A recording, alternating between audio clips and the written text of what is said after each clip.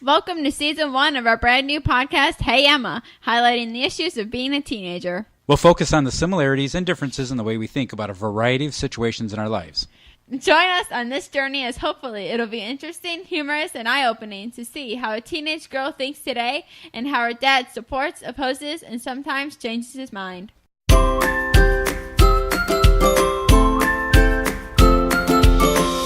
Hey, Emma. Hey, Dad. On today's episode, we are going to be talking about something a teenager struggles with at least once in their lifetime, and is as hard to talk about as it is to think about: body image. Well, let's see if we can help some teens.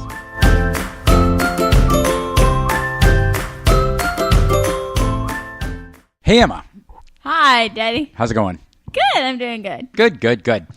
I want to talk about, I got a call from you last week, and you were really upset about something. Can you tell our listeners what that was? Okay, so I had been struggling for a few weeks with my body image. I felt like since the last time I had went to the doctor's office and I found out I was over 100 pounds, I was like, oh my gosh, what do I do? This is not good. I do not want this to happen. I didn't want that to happen. And the fact that it came so quickly, because I was right under 100 before, and then the fact that it came so quickly, it scared me. And so what I did was I stopped eating some meals just to try and suppress some of that body fat, which did not work. But I can tell this is pretty uncomfortable for you to talk about, but it surprised the heck out of me because I didn't think you had a body image issue. Well, it's not that I want to be like other girls. It's just that I had this ideal number in my mind that I was going to be under 90 or under 100 for quite a while. And the fact that I just sprang up to 104 was really scary to me. Now, for a lot of our listeners, they're going to probably feel that 104 is an absurdly low weight. If you consider that a large part of the population is overweight these days, 104 is very much on the low end of the scale. And it is all relative to your height and relative to, body composition, that kind of thing. But do you want to talk about how tall you are? I'm 5'2". So 5'2" and 104 pounds.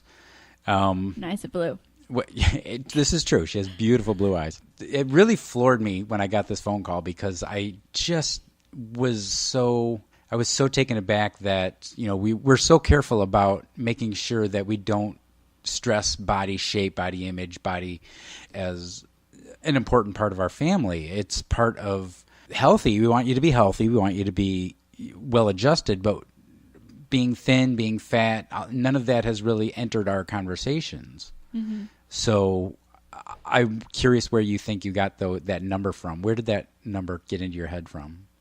I don't know. I've always been on the more underweight side throughout my life.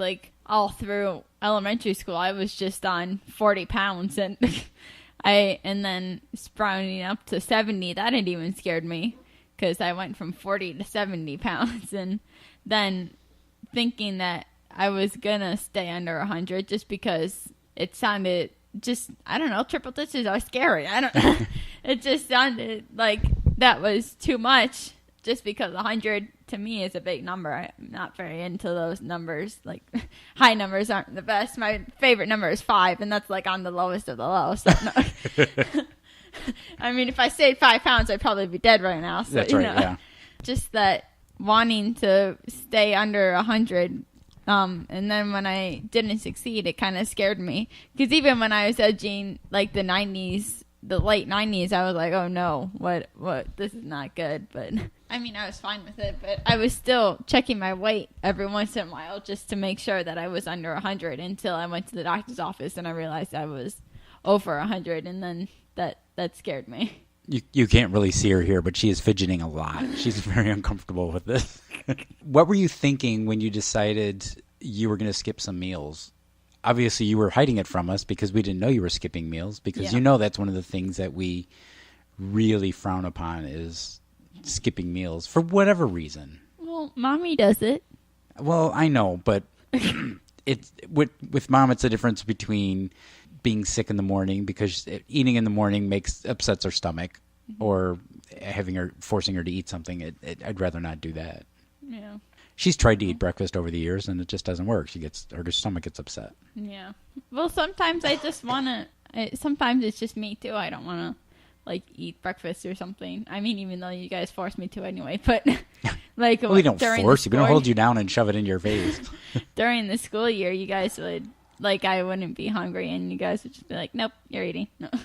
Well, I really think it's important that you eat something in the morning just because you have a long day of school ahead of you, and you need to get your brain thinking. You need to give it some fuel. You need to give your body some fuel so that you don't fall asleep in class. Yeah. You know, it's part of being a healthy person is to be able to eat 3 square meals a day, plus a snack here and there. And then another thing. Healthy snack, let me urge that. No. And then another thing that is, like, a little before I had even found out that was I don't know, I think I was going through a growth spurt or something. I had told you once that I feel hungry all the time even though I had just eaten, and it was really weird because I think I was just going through a growth spurt, but it felt really weird. And then I figured I still hadn't fully gotten over that when I started not eating meals, so I figured, oh well, I already feel this way, I just keep on going. But then it started hurting my stomach, like I couldn't. It took me longer to fall asleep because I was focused on it all the time. And it really was. I was thinking about it all the time when I would just be doing something and then it would come up in my mind. And it was hard to not think about it.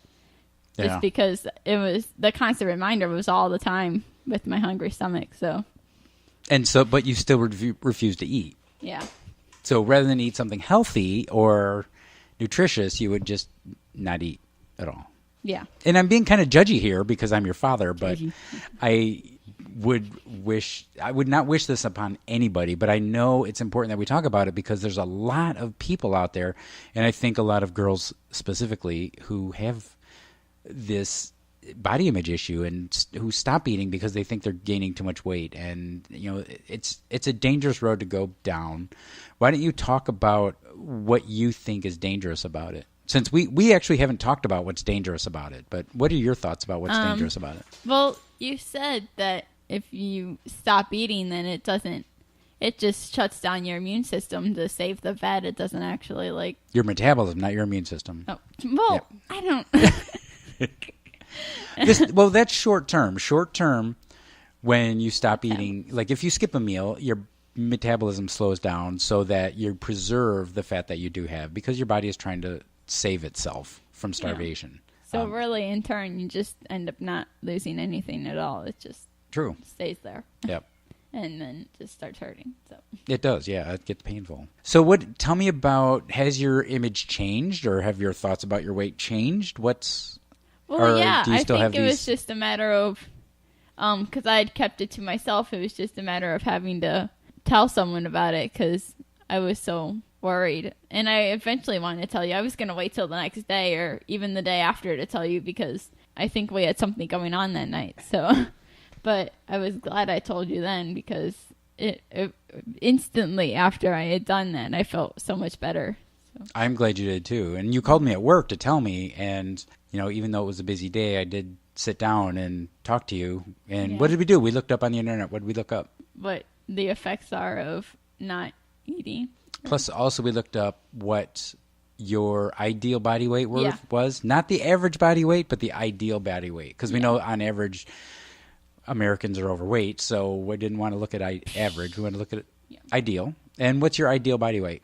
It was like 104 to 120 or 130. 136, I think it was, or 135, something like that. Yeah. So as it is, you're on the extreme low end of the ideal body weight. Yeah. So was that eye-opening for you? No. Do you believe it? I can see. You haven't fully bought into it though yet. Yeah. I don't know. I do see where it's coming from, but I don't know. I think it definitely changed just talking about it. I don't think the numbers really changed much, but just being able to talk about it was what changed me into not wanting to do it anymore. Yeah. So how about, are you skipping any meals now? No. Would you tell me if you were? Yes. Okay. You don't need me to hold you on the ground and force feed you any meals? No. Okay. No. Ever since that day, I haven't skipped a meal. good. I don't want you skipping any meals. Yeah. I haven't. Well, there would be like some breakfast where I just have been rushing to get to school, so all I have is fruit. But I mean, that's it. So. Yeah, and that's not going to hold you off. It's certainly beneficial to your body, but it's then not I would gonna come hold... back and eat more because we usually have like bagels or something. So you need something. Yeah. Keep that metabolism up. Keep and the now body... I have mini pancakes. That's right. Yeah. Now we have a big bag of mini pancakes. Yeah. So, well, very cool. Well, I really, really appreciate you sharing this with your listeners and with everybody else. And I know there's going to be a lot of other people who are going to have very similar body concerns and weight concerns, especially in the teenage years. And I know in high school, physical appearance is very important to a lot of people. So I think this is a topic that's very important for people. So I hope they get a lot out of it. Well, thank you for listening, guys. Yep. Thanks so much. Have a great day, and we'll see you next week. Bye. Bye. If you like this podcast, please click the like button so more people can find our podcast. Don't forget to subscribe so you can get updates when the latest episode drops. If you have any questions, comments, or feedback, you can email us at dad@growingwithgirls.com. And of course, more information can be found at our website, growingwithgirls.com. Speak at you next time!